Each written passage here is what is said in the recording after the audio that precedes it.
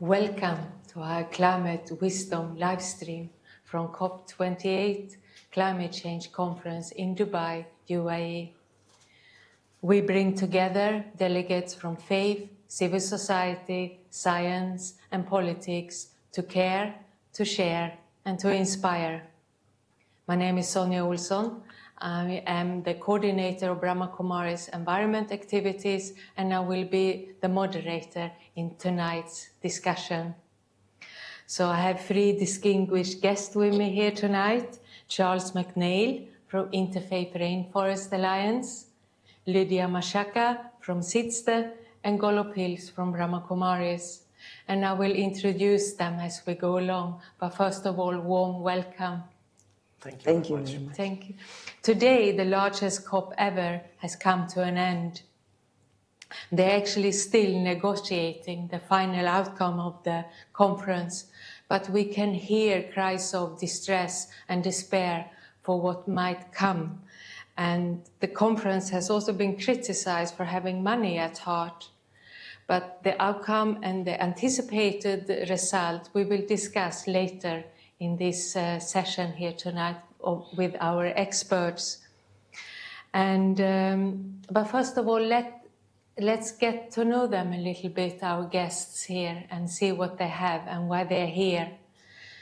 So I'll introduce you. Charles, you are for over 30 years been engaged in various UN departments to solve global environmental challenges, and you have focused on climate change and biodiversity conventions.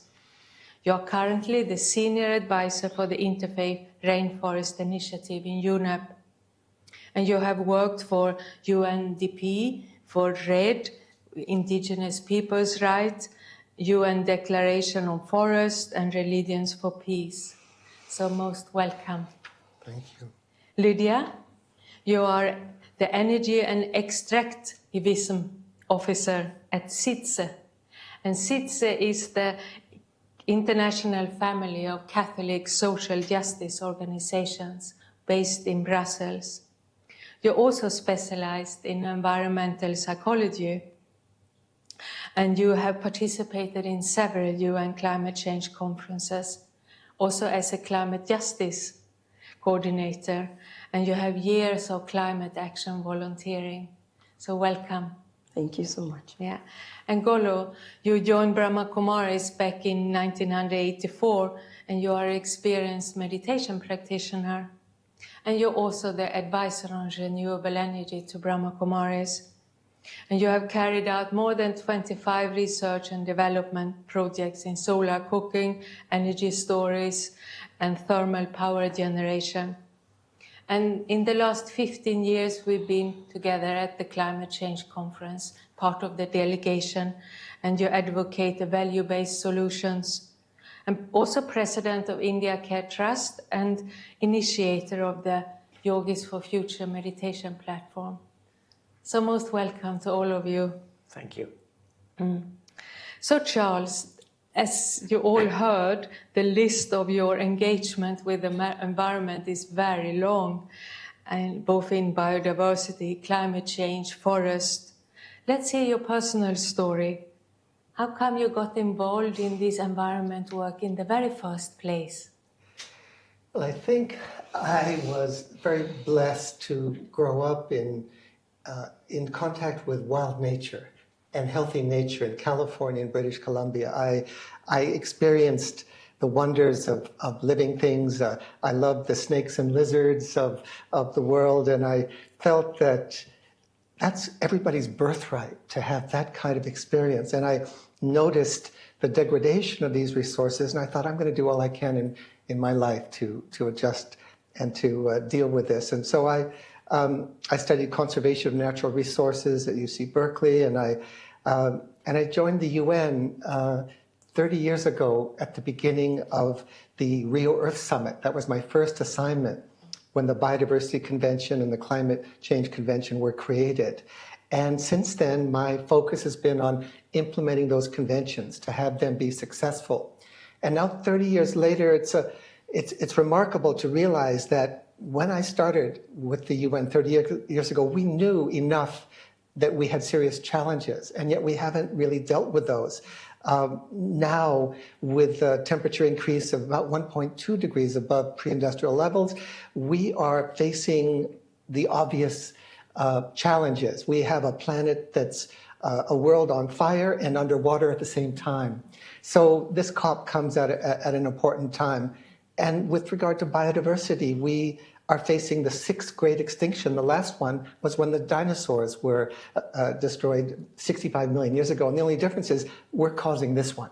So this is a time, a critical time, and I know we're waiting for the final decision from COP28 here, but already a lot has happened. I know we'll get to that coming forward, but that's how I got here, loving nature, experiencing nature, wanting everyone to have a healthy, clean environment to live in.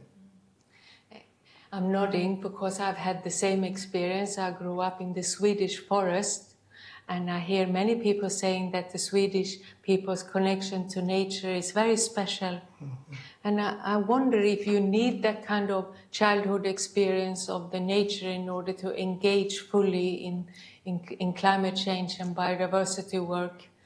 But if we had time, we will come back to that question. Yeah. Lydia, let's hear about your work and what brought you to COP. And can you share with the global audience, maybe who are not so familiar with this terminology we use in the COP and in the environmental work? For example, what is climate justice? And also, what is extractivism? I had to practice this word, actually. Thank you so much. I mean, climate justice could mean so many people. Yeah. Could mean so many things to many people. And actually, but what is really at the core is just really understanding that, you know, there are causes of climate change, but it is the challenge that those who have contributed the least are the ones who are unfortunately experiencing the most of climate change impact. So really, climate justice is really trying to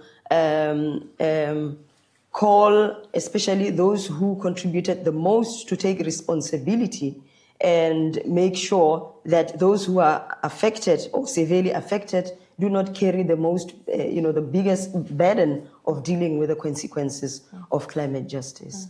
And really, extractivism, yes, it's a mouthful, but really, in essence, extractivism talks about the extraction of precious mineral resources, and mostly it's often exported for profit. But really behind it, it's really trying to question the current economic models that are sustainable. Because right now we talk of the economic systems that are fueled by fossil fuels, and we understand how much extraction of these mineral resources have actually caused the inequity that we see in society. We really see that as much as development is an important achievement for everyone, whether it's in the global north or south, the use of these mineral resources has been unsustainable. Hence, the issues with biodiversity and, so really extractivism is this economic model that together, maybe somebody can even call it capitalism, but it's the one that's really responsible for the current environmental and climate issues that we have. And for me, why am I here at COP? It's because we are, working for a Catholic social development organization. We have several demands, and which will come to, but we're really hoping that this COP will bring transformation. And when we talk of transformation, it's really, will this COP bring change in terms of, let me say, the use of fossil fuels, but also could the direction lead us in a way that the economic models also do not widen the gap between the rich and the poor. Let me follow up on this note on personal responsibility, because in a sense we're all from a faith-based background. And what does SITSE do especially to increase people's personal responsibility Maybe it's a question for all of you in a sense. What would make us take more personal responsibility? It's not happening, but we want it to happen. Yes, I think for us what's very significant is in 2015 what the Pope has widely called, not only to Catholics or only to governments, but actually it was a global appeal to every individual on this planet to recognize the precious gift that God has given us. So through the encyclical Laudato Si, it was this exhortation where the Pope was first of all recognizing and appreciating and praising God for this gift of life and in the planet that God has blessed us with. And it's a reminder of people not to forget this, that it's a fundamental basis of recognizing and appreciating our existence on earth, not to, let me say, exploit the earth and tremble on it. So within SITSE, we are value-based, we respect such values. You know, there are others on solidarity and many others, but really the care for the common earth. Yeah, care for the common earth. It is something that we really value a lot. Thank you. Thank you. Thank you. Golo, for more than 30 years you have worked with renewable energy, and it's been a great part of your life. What drives you to work with renewables as a meditation practitioner, and how can clean technology help us in the current crisis? First, thanks, Sonia, for the possibility to be here on this panel today. And when I came first time to India, I think this was 1985, I saw this incredible opportunity of sunshine, and Rajasthan is a sunny state of India, semi-desert, semi-arid climate, you know, a lot of sun. And at the same time, there was the deforestation going on and lots of power cuts. And I had a little bit of knowledge of solar, not much, but a little bit. And I thought, wow, this would be the place for solar energy. And I was lucky at the right time, at the right space, and I could introduce the idea of solar technology to the institution. And Brahma Kumaris is administrated by women, which makes it very unique and very special. And they all said that's a very good idea. So the beauty of renewable energies is it's low emission, it's clean, it's future oriented, and it's also cheap. It's cheaper. And it gives you an independency from power cuts or from if fuels are available or not. And then also, of course, what interested me a lot was the technological aspect. I'm a bit of a technological person, so to build something and harness it and then improve it, make it better, you know, this is quite fascinating. You know, it's like a toy and you improve it, and it's nice. It's handiwork.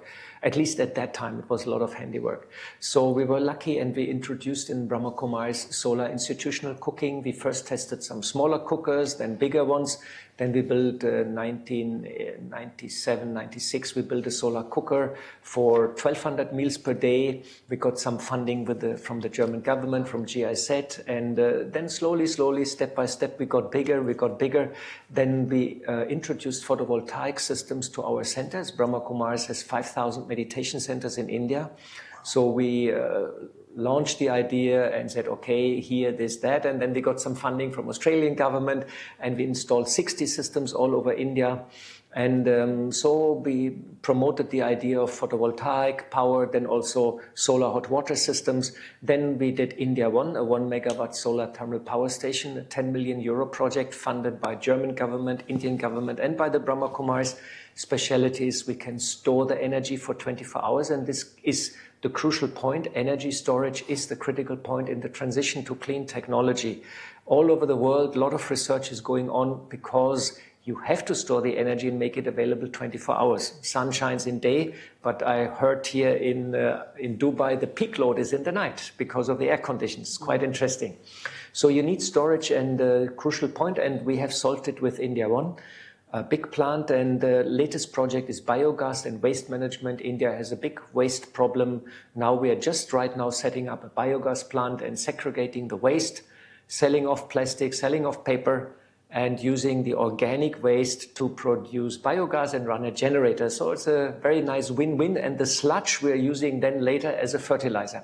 We are also building right now a new solar cooker based on photovoltaic, an induction cooking system. So a lot of work is going on, and we do research, training, and we share our findings. And we believe if renewables are rolled out on a large scale, this will tremendously help the environment, because it's a clean technology and will reduce our carbon footprint also on a global scale. And I think this is one of the major demands also here at the COP, to triple investment into renewable energy sources. So it's a very valuable technology for the future. So that all brought me into the field and keeps me going.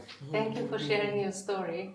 And actually, a few days ago, we visited the largest solar park here just outside Dubai. Noor. Yeah. Yeah. And So- it powers 25% of the country. Yeah. So let's come back to you, Charles. I understand we are moving from the sun to the rainforest, and I understand the rainforest is very close to your heart. It's the home of 80% of all species, but also know that the tropical forests are being lost at the shocking rate of 11 football fields per minute.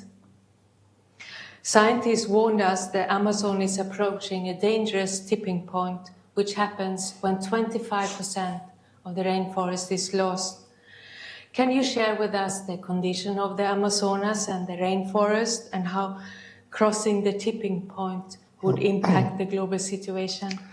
Yes, although fossil fuels is the largest source of emissions, tropical forests are also incredibly important in the equation. Without protecting them, there's no way to solve this climate crisis. In fact, if tropical forests were a country, the loss of tropical forests would be the third largest emissions after the US and China. So it's enormous. And paradoxically, if those same forests are protected and restored, they can be a major source of the solution of the climate crisis and a solution to the biodiversity crisis. So tropical forests not only are the home of millions of species, they provide services of all kinds. They protect our food system and provide fresh water.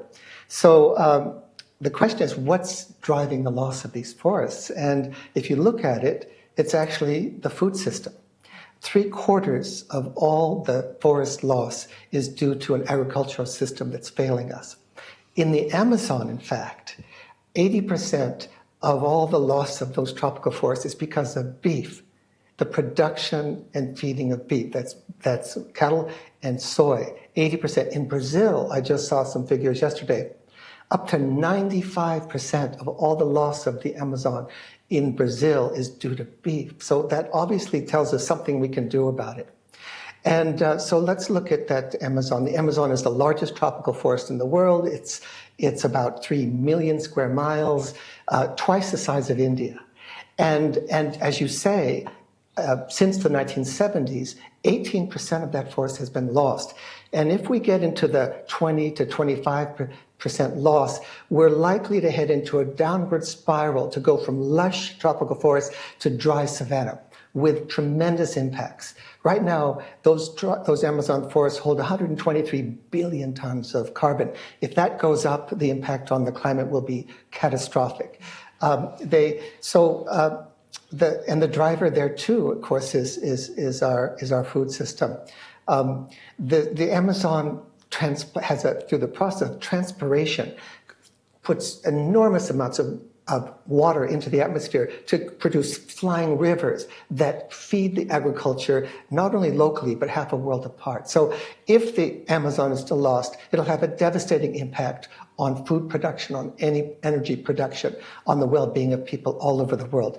The Amazon is key to the future of this planet of ours. And fortunately, the current administration in Brazil is doing amazing things. Just in the last 11 months, they've decreased the deforestation rate by 50%. The solutions are there. Between 2004 and 2012, Brazil reduced its deforestation rate by 84% while increasing food production. It's a matter of legislation, enforcing the laws, providing incentives, protecting land, and giving rights to indigenous people. We know how that's done. But we also have to remember that we are the source of that deforestation. We buy deforestation through our beef, through our forest products, through our mining products. So we have to be responsible for reducing our impact on that. And by shifting our diet, that's probably the most important thing we can do. More plants and less meat is what the IPCC tells us is needed. It so happens what's good for our own bodies is good for the planet. Thank you. Amazing figures. And I'm happy to say I'm vegetarian for over 45 years now. And I'm at home, I'm more or less vegan also. So that's good. And I hope it's the same with all of you. But it's shocking figures about the Amazonas and feeding the cattle. And the good news is 3 times a day we can make a contribution to both the biodiversity crisis and the climate crisis. And it's good for us and good for the planet. It's a no-brainer. It's a win-win-win. 3 times a day. Yeah. Maybe that leads us to next question for you, Lydia, because we have to change our habits, right? Yes. And you have a background in environmental psychology. Yes. And it is a growing field, especially amongst the younger generation who need help to come to terms with a different future than we are looking towards. And there are many organizations in this field, Climate Psychology Alliance, for example, which I know a little bit from the UK. So tell us more about environmental psychology. What is it exactly? Yes, environmental psychology is the study of the interaction between humans and non-humans, so nature. It is really often divided into different disciplines where you investigate human behavior.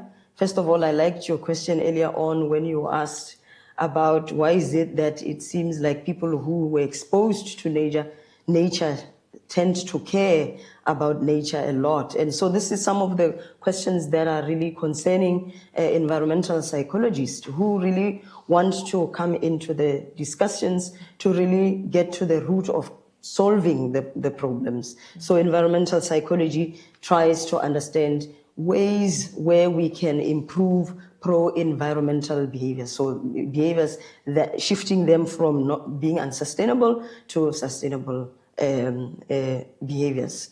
And also there is also in the field of understanding social change and social influence as well.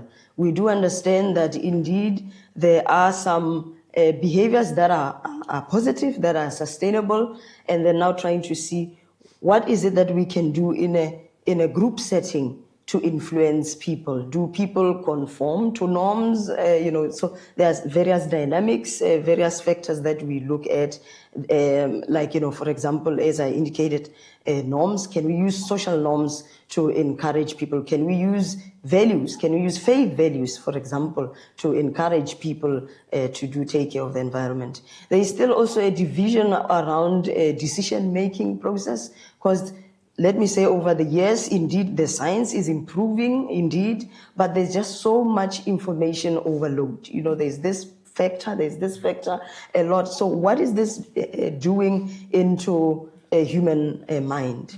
Indeed, we are becoming more technologically advanced as well. There are studies and theories that really do say that the more the future becomes uncertain, so when the situation changes to become more uncertain, people become more risk averse. So they really don't want to make, they're afraid to make decisions that will really threaten, their existence. Sometimes I thought that would result into people actually taking action, but sometimes it happens that it creates inaction. So it's not always a straightforward understanding of decision making, but yes, that's another field. And also there is a field of psychology that also tries to understand the impact of the interactions that we have with nature on our well-being. So that's the health part of things. And I think many people during the health pandemic might have seen that without any interaction with nature, or actually some people have found that because the human-to-human interaction was limited with social distancing, a lot of people found healing when they then interacted with nature. So nature is indeed not important for addressing emissions, but it's also restorative in this kind of sense. And the final part of environmental psychology deals with design. It's really, sometimes it's called architectural psychology, where psychologists also partner together with architects to really understand. The more industrialized we go, it seems like for some people, industrialization means more buildings. And that separates us a lot from nature. So the future is the psychologists also are trying to make sure that when we develop, or the more industrialized we become, that we create a balance between built environments and natural environments. So hence, sometimes you see national parks and where people do engage. So that's the role of environmental psychology. Thank you for shining light on them. Yep. Actually, sometimes when I do workshops on the environment and nature, I ask people to take their socks off and go barefoot in the grass. And the outcome on such a workshops is always very different than if you sit indoors. And I think some part of climate psychology also happens outdoors, to connect to nature. Indeed. And as we are on the soft topics on the environment, I will ask you, Golo, you have actually been the anchor of most of our sessions here in the Climate Wisdom Studio, and you had the idea in the last COP27 in Egypt to create this Wisdom Studio. And this, as I said, is now the last of our 14 sessions of caring, sharing, and inspiration. How can meaningful conversations like we have here, Golo, contribute to overall effort of securing a sustainable future for us? I'm very happy that you mentioned about information overload. And when I'm going to some scientific conferences or go to the COP, quite often I can see that there's a very specific knowledge point being narrated, and it's often quite fragmented, quite specialized, and it's sometimes also quite difficult to understand. For a layperson, sometimes this is like a different language. So often science is a bit fragmented and also a bit isolated, and I feel it is very important to build a bridge that scientific findings can be translated into action and the lay people understand it. So the idea of the studio was to bring together people from different backgrounds, also from science, but also from spirituality or from psychology, and have a meaningful conversation, which is in a way also transformative, for the listeners, for the people, but also for us also. And so that a change is happening. And from a spiritual viewpoint, it is very important that the change also happens on the inside. That I understand it is my habits. And again, science tells us it's a neuronal programming, like from your childhood, you like a yellow color. And so you buy a yellow car. And now you hear the yellow car is bad for the environment, but you still buy it because you have learned it from childhood. So how to change these habits, which are very deep rooted and which are almost fixed in our brain. And there I feel it is so a good idea to be interdisciplinary and bring in these soft topics, spirituality, the mindset, which actually drives us and actually subconscious actually controls us. It's quite interesting. Most of our decisions are taken subconsciously. And here, I feel it's very important that we connect to our true inner self, and our actions are based on a strong ethical and moral foundation. And that's, I think, where humanity has a little bit deviated from the path over quite some time. And it's very important to bring these qualities back into the whole equation and propagate a holistic approach to solve the crisis, because we can see science is very clear. Since 30 years, this is COP28, and still we are debating, should we phase out fossil fuel or not, and the future of humanity is at stake. Can you imagine? It's like unbelievable. So we need also that inner dimension, and we have to recognize it. And I think the studio here is one small seed in that direction, to bring together people from different backgrounds, bring in this inner dimension, and allow people to connect to their inner goodness. And when you connect to your inner goodness, and everybody is doing that, then our collective actions will change. Then we will take care of the rainforest, we will take care of climate justice and all these kind of things. It boils down at the end also to love. You know, you love yourself, and you love the world, you love the nature, and what you love, you take care. So that's very, very important. And so these are all bit the ideas which are a bit in the background, which at the end the studio came out and I had no idea what will happen, and it actually worked out quite well. So thank you. So and I'm a bit sad this is the last session. So to all your listeners, all the 14 sessions are on our YouTube, so you're welcome to follow them. But let's now move now from the soft topic back to COP28, back to the conference, back to why we're here. And let's hear about the anticipated outcome, what happened of significance in the COP that has just come to an end today. And same question for all of you, and you can start, Charles. Great, yes. It's been extremely important. A couple of things that I've noticed. One is that for the first time, the transformation of the food system is very much on the agenda here. That there was the Emirates Declaration on Sustainable Agriculture, Resilient Food Systems, and Climate Action. There was the Declaration on Climate and Health, and that's extremely important. As I mentioned, our food system is driving a third of all the emissions. It's causing 80% of all the loss of species. It's driving a health crisis of enormous proportions. Obesity, diabetes, heart disease, and cancer driven by a failed food system that's putting huge pressure on forests and driving environmental decline. So having this formally on the agenda is extremely important development here. Also, along with that is that for the first time in the COP that I recall since my 30 years of participating, there was a lot of attention on plant-based foods, healthy plant-based foods. That's miraculous. You'd think that would have been an innovation 30 years ago, but better late than never. Also, the Faith Pavilion. I've been working with religious leaders for the past 6 years on this issue in the sense of bringing a moral and ethical priority to the tropical forest issue has been something that through the Interfaith Rainforest Initiative that's been extremely powerful and effective. And here, for the first time, there's a faith pavilion. Thousands of religious leaders from around the world have come and are starting to exert their moral authority, their political influence, their economic power on behalf of these issues. In addition, I think the indigenous peoples and youth had a voice here in a strong way. And I think the final point that I would say is that the focus on phasing out oil, gas, and coal is absolutely essential. 3/4 of all the pollution that's causing climate change comes from the fossil fuel industry. That has to happen. That here we're sitting here waiting for those final decisions within the next few hours. But whatever happens, that needs to be a focus. That needs to be a priority. We're all waiting for the results.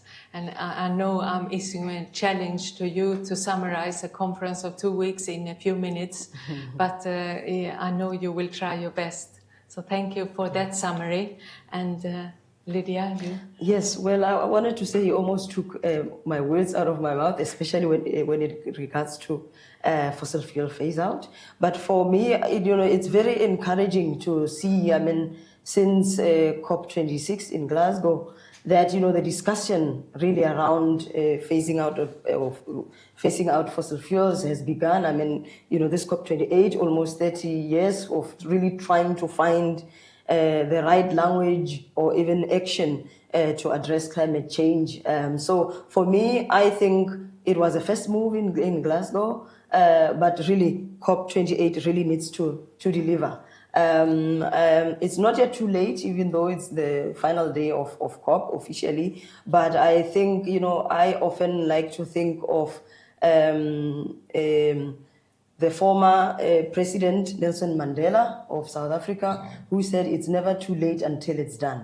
So I think this is the final hour, and I still believe and remain hopeful that something positive could still come for me. But I still wanted to acknowledge the first thing that it was positive right at the beginning of COP, the operationalization of this new fund. So in essence, there was a fund, but which mechanisms can make this fund work? So for me, it was very encouraging to hear when we speak of climate justice that indeed that aspect of operation or making this funding operational was achieved. So we really need to recognize the effort that the global leaders have done. But at the end of the day, we still need fossil fuels to be out. And we recognize what the Pope has said also at the beginning of COP to really phase out fossil fuels. I mean, if this would, could be the words of encouraging, global leaders as well. I mean, for the sake of everybody,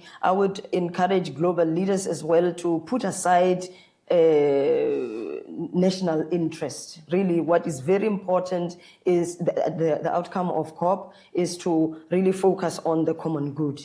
And this is something that I would like just to end with for COP, that we're looking for a decision that would really preserve the common good, and phasing out fossil fuels would be something that we're looking out of together with the success that we have seen so far. Thank you for that beautiful summary. Great. Golo? Well, all the good things, what happened at COP have been mentioned by you already. Yes, food production and its carbon footprint is on the agenda, which is very good. Public health has also been mentioned and addressed. That is also very good. And loss or damage has been operationalized. Yes. And I'm from Germany, and Germany was one of the initiators with the seed money together with UAE. And so these are quite positive aspects. I also like to mention the faith pavilion. I think it's the first time there's a faith pavilion, and it seems that there is a growing recognition of the power of faith community. I think 84% of all people in the world believe in one or the other faith and religion, and so it's a great force. And 84%, if they would unite, it would be so powerful. So these are all good signs. However, I'm an old veteran of COP negotiations. I have been now to since 2009, I think 15 or 16 COPs, and sort of gone through all this routine, like these conferences, it's always going up, going down, then some declaration has to be done. We also have to see how funds will be made available, and all these declarations are brought into action, which is measurable on the ground. And this has to be supported by thorough funding.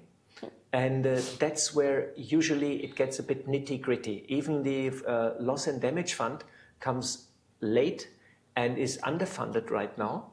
I think America has promised $17 million, which is seeing what damage they have caused. And they're the biggest, I think, oil producer in the world, which is not that much known, but they're the biggest. It's quite a little amount. So we have to see how this COP translates into action. The big issue, of course, is also loss and damage, and is the phasing out of fossil fuels, which is still going on. And the negotiators are right now sitting in the negotiation hall and discussing it, and maybe it will become another night session. So we have to see that outcome. And we can see also on the other side, there are powerful forces which are trying to keep the status quo as it is. And I see that now since quite some time, since this is COP28, this is going on. And I hope that, as I mentioned before, there will be a synthesis or an understanding that the change has to come from the inside, from all of us, that we need a paradigm shift on the inside. We have to connect to our self, to the divine, and bring ethics and morals to the foreground. And then everything will become very easy. And I can see now small steps in this direction. I can see, let's say, seeds of hope at the COP, faith pavilion, and religious organizations trying to overcome their differences. So I can see some hope from that side. Practical, I want to see how things are happening on the ground in terms of funding, which is always the crucial point. So overall, let us see what will come out. Yeah. Let us see. And this brings us towards the end of our conversation, and we will do a guided meditation here very soon, and maybe we can use that for sending some good vibrations to the negotiators and sending light to the outcome and the final declaration. So thanks for sharing your anticipation, your hopes, and your whatever you wish for this conference. Before we end, we have a tradition of wishing our best for the planet in one word. If you were to summarize your good wish for the planet and for the future of the earth in one word, what would it be? Yeah. Harmony. Harmony for you, Golo. Restoration. Restoration. Alignment and cooperation. Alignment and cooperation. How beautiful. Thank you very much. And let's end this beautiful conversation with a reflection. And we can sit together for a few minutes and reflect. So I'll ask Golo to do that. Yes, thank you, Sonia, very much. So let us sit relaxed and let us concentrate. We are beings of light. We're sitting in the forehead. And I connect to the divine, to the light. I connect to the ocean of peace and the ocean of love. And this love nourishes me and fills me with love and peace.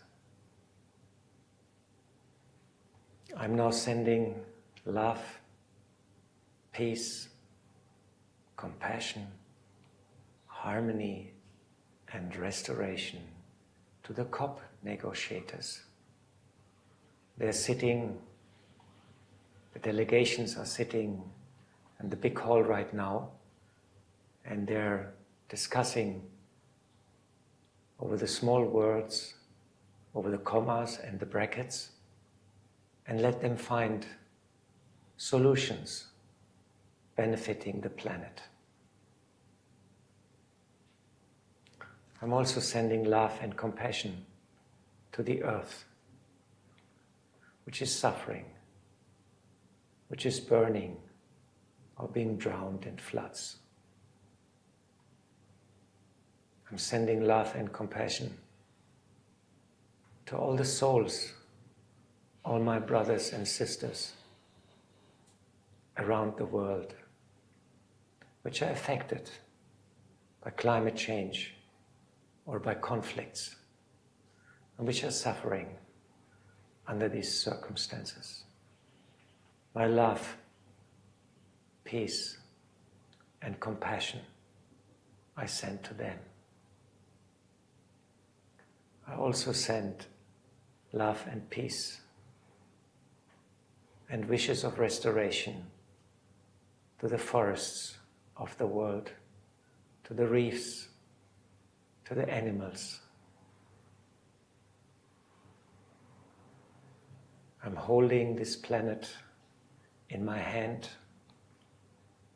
and I'm sending love and peace to the whole world, to the whole planet.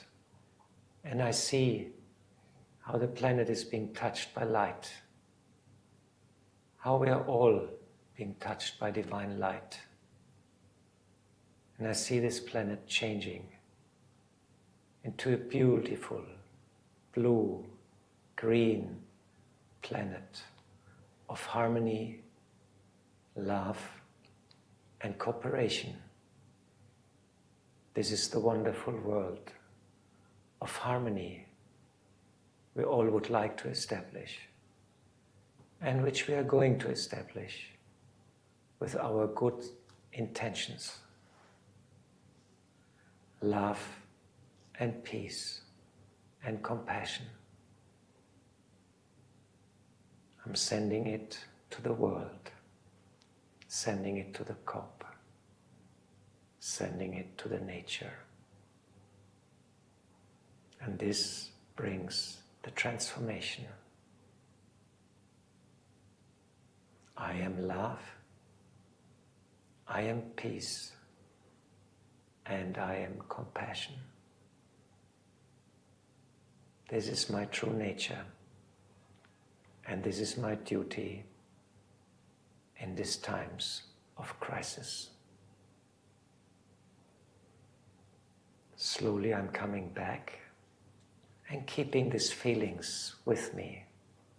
Keep them strong in my heart, so they are with me all the time, and I can use them when I need it. Thank you very much, and Om Shanti.